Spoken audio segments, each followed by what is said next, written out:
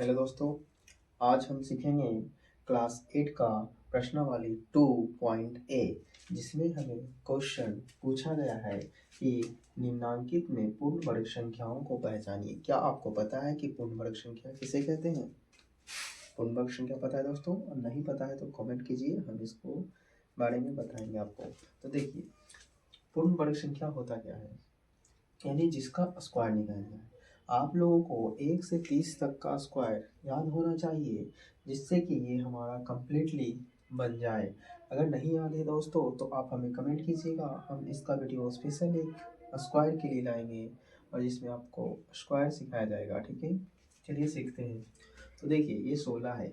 अब हमें 16 पता करना है, ये किसका स्क्वायर है? पूछा है पूर्ण वर्ग संख्या। पूर्ण वर्ग संख्या किसे कहते हैं? जैसे 1 का स्क्वायर क्या होता है दोस्तों? 1 होता है। 2 का स्क्वायर 4 होता है। उसी प्रकार से हमें 16 दिया गया है, तो ये देखिए 4 का स्क्वायर करेंगे ना दोस्तों तो 16 आ आएगा दोस्तों। तो इसीलिए 16 हमारा वर्गमूल निकलेगा। ये 4 का स्क्वायर है, ये होगा दोस्तों। और 17 किसी का वर्गमूल नहीं है। 25 5 का स्क्वायर होगा दोस्तों। 5 को 5 इंटू 5 करेंगे तो ये भी हो जाएगा। 28 नहीं होगा दोस्तों। 36 6 का स्क्वायर है। 39 नहीं होगा पूर्ण वर्ग संख्या।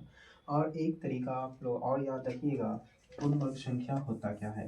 पूर्ण वर्ग संख्या वही होगा जिसके लास्ट पूर्ण वर्ग संख्या के नहीं होने का पहचान है, जिसके लास्ट में 2 3 7 और 8 ये संख्या अगर दिख जाए तो वो पूर्ण वर्ग संख्या नहीं होगा। पूर्ण वर्ग संख्या नहीं होगा। जिसके भी लास्ट में ये संख्या देखिए वो पूर्ण वर्ग संख्या नहीं है। जैसे देखिए दोस्तों, 7 पूर्ण वर्ग संख्या नहीं है। 8 पूर्ण वर्ग संख्या नहीं है। 9 भी पूर्ण वर्ग संख्या नहीं है। ठीक है दोस्तों, 2 3 7 8 मिनिमम हमें याद रखना है, इससे हमें पता चल जाएगा कि वो पूर्ण वर्ग संख्या है या नहीं है। 28 दोस्तों ये भी तो नहीं है। 8 है दोस्तों। 9 भी नहीं है। तो आगे चलिए, क्वेश्चन दिया गया है निम्नांकित में कौन सी संख्याओं के वर्ग सम संख्या होंगे? तो सम संख्या है तो सभी संख्या होना चाहिए, तभी वो हमारा सम संख्या ही आएगा वर्ग।